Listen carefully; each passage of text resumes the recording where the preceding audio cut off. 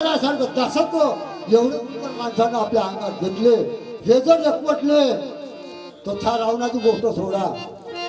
तुमच्या 5 जर एक झाले, हे 5 एक झाले, तुमच्या अंदरला 10 तोळा रावण मेल्याशिवाय राहणार नाही आणि जीवनात तुमचा काला झाल्याशिवाय राहणार नाही.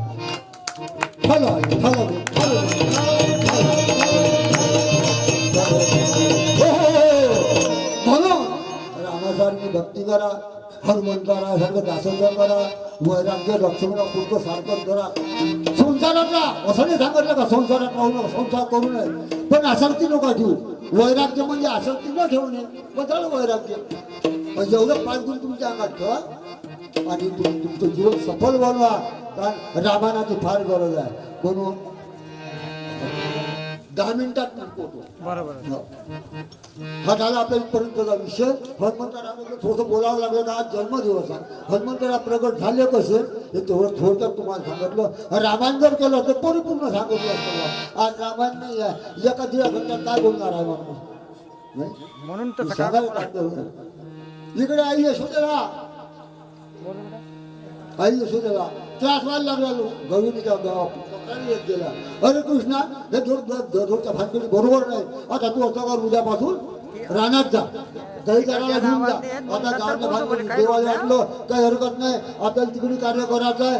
काही राक्षस मारायचे रानामध्ये करायचे आहे. आपण आता रानात जावं. काही गोपाय, काही गोपाय, काही गोपाय,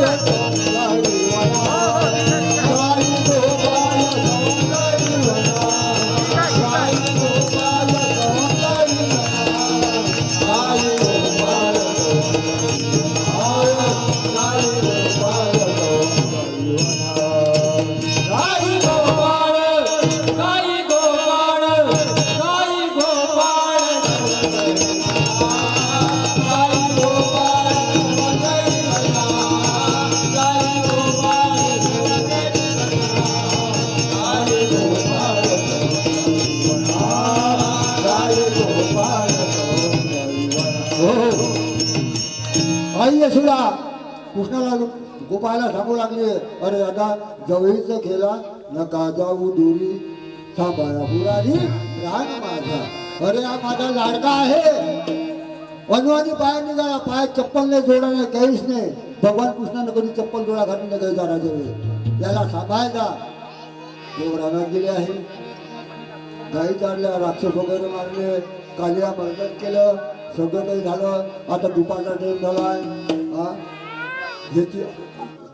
चला वयू गाई जेऊ बैसू एके ठाई, बहु केली वनवाना पाया मोठ्या लागल्या. भरपूर आपण वर्णन केली आहे.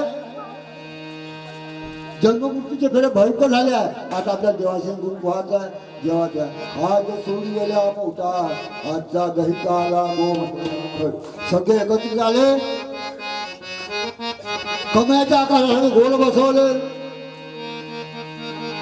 भीती जेऊ भीती सर्वे घेऊ शिजून. आता आपल्याला हेच जेवायचा, हेच गायचे आणि सगळं सुद्धा शिजून याचीच घ्यायची आहे. म्हणून सगळेजण एकत्रित जमले आणि प्रत्येकाच्या हातात शिजोरी, प्रत्येकाची शिजोरी एकत्र केल्या. कोणाची प्रारंभी, कोणाची कर्माधी, कोणाची कशी, कोणाची शुद्ध याची. भगवान कृष्ण म्हणायला लागले, माये आहे तशी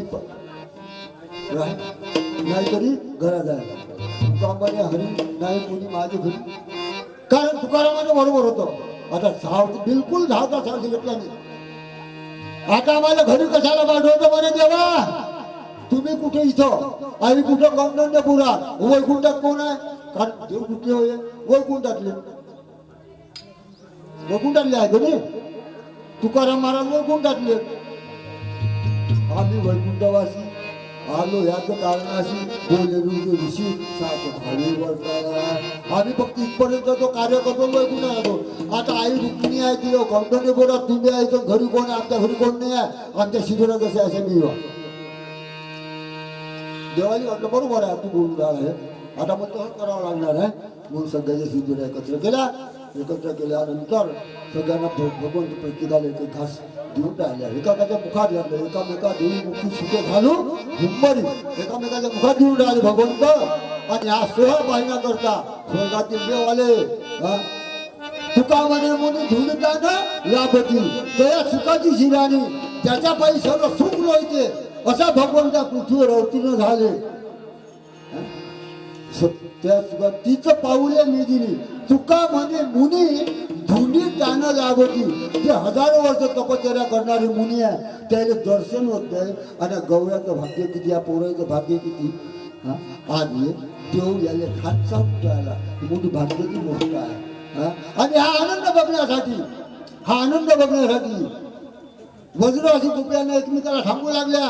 गबर चला तर खरं आपल्या यमुनेच्या वाळवंटामध्ये काय आनंद आहे. एकमेकी हाका मारू राहिल्या. चला चला चला चला बाई पांडुरंगी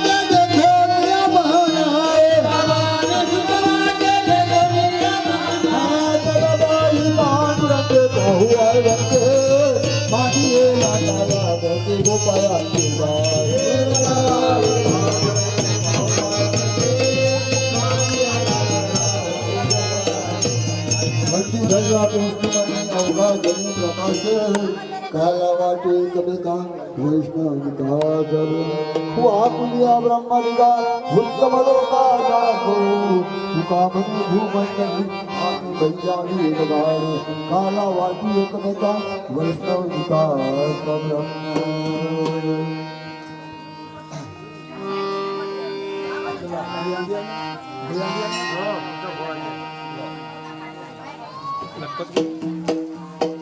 ज्ञानेश्वर